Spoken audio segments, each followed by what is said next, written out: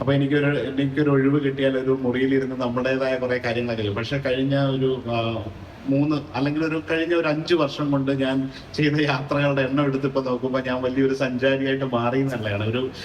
ഈ ഒരു ബിസിനസ്സിലേക്ക് എത്തിക്കഴിഞ്ഞിട്ടുള്ള കഴിഞ്ഞ 3 ഇയേഴ്സിന്റെ ഞാൻ തന്നെ നോക്കിയപ്പോൾ ഒരു 10 ദിവസം ഒരു സിറ്റി പോലും എനിക്ക് നിൽക്കാൻ പറ്റിയിട്ടില്ല. ഇൻക്ലൂഡിങ് നമ്മുടെ വീട്ടിൽ പോലും നിൽക്കുന്ന കൊല്ലത്ത് ഇപ്പോൾ പോയാൽ പോലും ഒരു 5 ദിവസം 4 ദിവസം, അല്ലെങ്കിൽ കൊച്ചി വരുന്നു, കൊച്ചിയിൽ നിന്ന് തൃശ്ശൂർ പോകുന്നു, അല്ലെങ്കിൽ വേറെ ഒരു സിറ്റിയിലേക്ക് പോകുന്നു, അല്ലെങ്കിൽ വേറെ രാജ്യങ്ങളിലേക്ക് പോകുന്ന രീതിയിലുള്ള ഒരു ട്രാവലിംഗിലേക്ക് പോവുകയും അത് ഇഷ്ടപ്പെടാതെ ജോലിയുടെ ഭാഗമായിട്ട് പോവുകയും അതിനെ കൂടുതൽ ഇഷ്ടപ്പെട്ട് ഒരാളായിട്ട് മാറുകയാണ്. അപ്പൊ ഇപ്പൊ ഞാൻ നോക്കുമ്പോൾ നിങ്ങളുടെ കണക്ക് ഞാൻ കുറെ യാത്രകൾ ചെയ്തു. ഇപ്പോ അതൊരു പ്ലാൻഡ് ആയിട്ട് യാത്രയ്ക്ക് വേണ്ടിയിട്ടല്ല, ഒരു ആവശ്യം എന്ന നിലയിൽ പോവുകയും പിന്നീട് ആ യാത്രകളുടെ കൊണ്ടുള്ള പ്രയോജനം എന്താണ്, അല്ലെങ്കിൽ ഒരു ട്രാവലിൽ നമ്മൾ കണ്ടെത്തുന്ന സൗഹൃദങ്ങൾ, അതിൽ നിന്ന് ഉത്ഭവിക്കുന്ന റിലേഷൻഷിപ്പുകൾ, അതിനകത്ത് ഉത്ഭവിക്കുന്ന നമ്മുടെ അറിവുകൾ, അതിനകത്ത് വരുന്ന ഓപ്പർച്യൂണിറ്റികൾ, അത് ശരിക്കും പറഞ്ഞാൽ തീർച്ചയായിട്ടും നമ്മളെല്ലാവരും ഇപ്പൊ അതിന്റെ പ്രത്യേകിച്ച് ആരും പറയേണ്ട കാര്യമില്ല നിങ്ങളൊക്കെ ട്രാവൽ ചെയ്യുമെന്നുള്ള. കാരണം അത്രമാത്രം ഇൻസ്പയറിംഗ് ആയിട്ടുള്ള സ്റ്റോറീസ് വന്നിട്ട് എല്ലാവരും ട്രാവലിങ്ങിന് പോവാണ്. അപ്പൊ തീർച്ചയായിട്ടും യാത്രകൾ കൊണ്ട് ഗുണങ്ങളല്ലാതെ ദോഷങ്ങൾ ഒരിക്കലും ഒരാൾക്ക് വരാറില്ല. Unless and until